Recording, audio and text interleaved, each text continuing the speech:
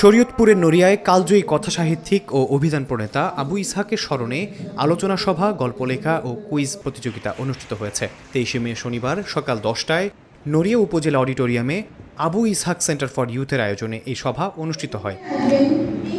অনুষ্ঠানে আবু ইসহাকের সাহিত্যকর্ম, জীবনের বিভিন্ন পর্যায় এবং বাংলা সাহিত্য ও অভিধান রচনায় তার অবদানের উপর বিস্তারিত আলোচনা হয়।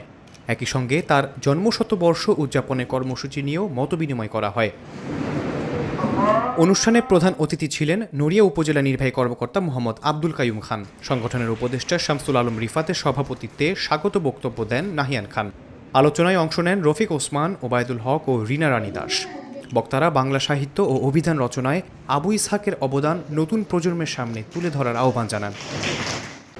আয়োজন শেষে বিজয়ীদের মাঝে পুরস্কার বিতরণ করা হয়।